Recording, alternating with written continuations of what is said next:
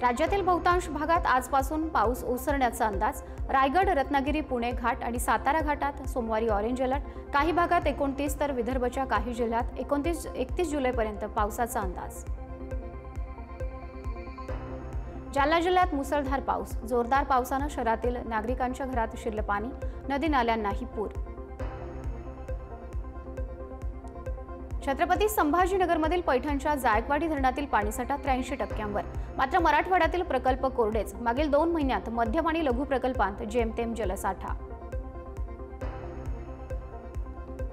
नवी मुंबई पालिकेच्या मालकीच्या मोरबे धरणाच्या पाणी पातळीत वाढ। धरण 78.30% भरलं। नवी मुंबईकरांची पाण्याची चिंता मिटली।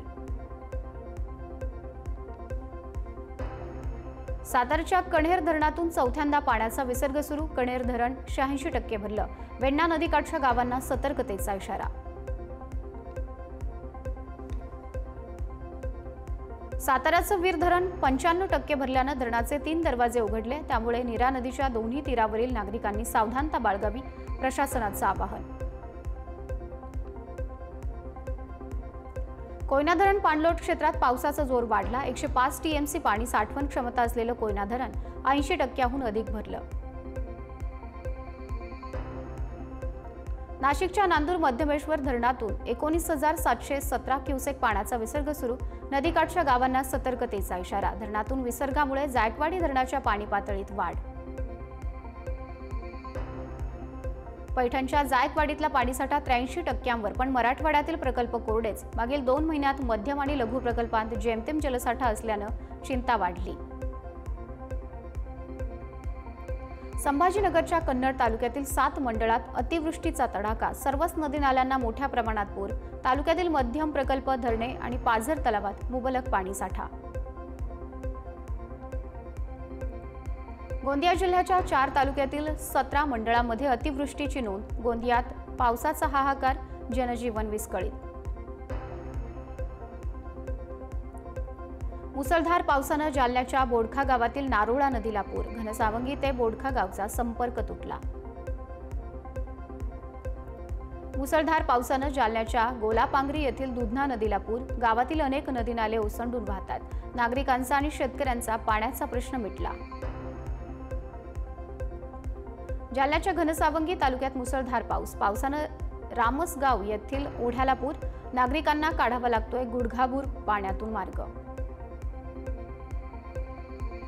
नांदेडच्या हदगावमध्ये ओढ्याला आलेल्या पुरात अडकलेल्या शेतकऱ्याची झाडाची मदत घेत सुटका। घटनेचा व्हिडिओ सोशल मीडियावर व्हायरल। पुण्यातील भिडे पूल पाण्याखाली गेल्यानं नदीपात्रातले रस्ते वाहतुकीसाठी बंद। घाटमाथ्यावर जोरदार पाऊस कोसळत असल्यानं खडकवासला धरणातून विसर्ग वाढवला। नदीकाठच्या गावांना सतर्कतेचा इशारा। कृष्णा नदीची पाणी पातळी वाढल्यानं मर्ढे गावचा पूल पाण्याखाली। पर्यायी मार्गाचा वापर करण्याचे सातारा तालुका पोलिसांचं आवाहन। सांगलीत कृष्णा नदीच्या पाणी पातळीत सातत्यानं वाढ। कृष्णेची पाणी पातळी 23 फुटावर। महापालिका प्रशासन सतर्क मोडवर। सांगली कोल्हापूर जिल्ह्याला जोडणारा ऐतवडे खुर्द येथील वारणा नदीवरील पूल पाण्याखाली। पूल पाण्याखाली गेल्यानं वाहतूक बंद। सांगलीच्या चांदोली धरणातून पुन्हा विसर्ग वाढवला। धरण पाणलोट क्षेत्रात पावसाचा जोर वाढल्यानं गेल्या 60 तासात चांदोली धरणातून सुरू असणारा विसर्ग दुपटीनं वाढवला। कल्याणच्या कचोरे परिसरात माती खचल्यानं 6 ते 7 घरांचं नुकसान। सातत्यानं सुरू असलेल्या पावसानं घडली घटना, जीवितहानी नाही। कल्याणच्या पंचमुखी कॉलनीत भर पावसात नाल्याच्या कामासाठी रस्त्याचं खोदकाम। शेकडो रहिवाशांचा मुख्य मार्ग बंद। रहिवाशांचा खोदलेल्या रस्त्यावरून जीवघेणा प्रवास। उल्हासनगर महापालिका हद्दीत शालेय विद्यार्थ्यांना जलवाहिन्यांवरून चालत करावा लागतोय जीवघेणा प्रवास। सिमेंट काँक्रिटीकरणासाठी रस्ता खोदून ठेवल्यानं नागरिकांना त्रास।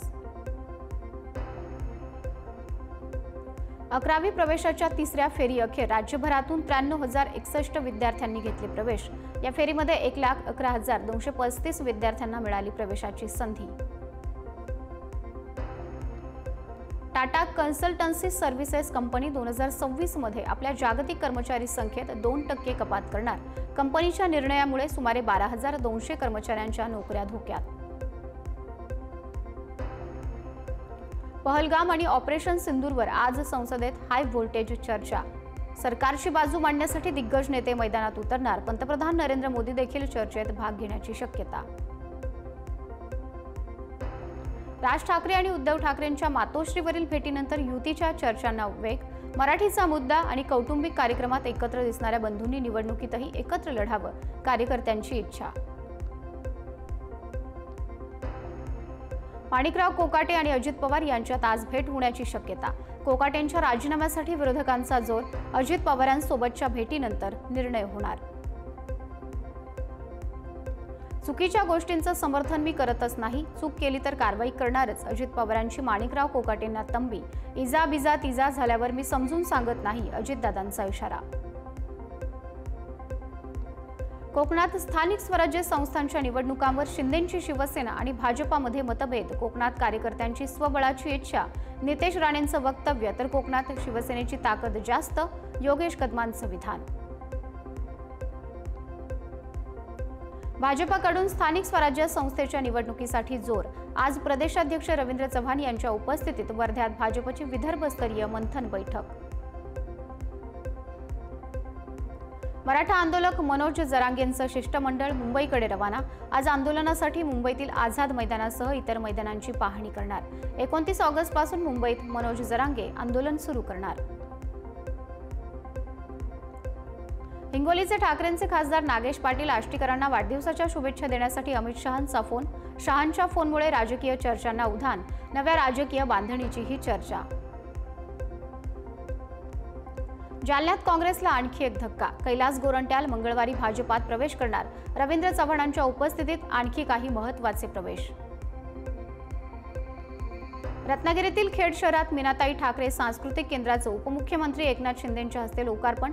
उदय सामंत, भरत गोगावले आणि योगेश कदमही उपस्थित.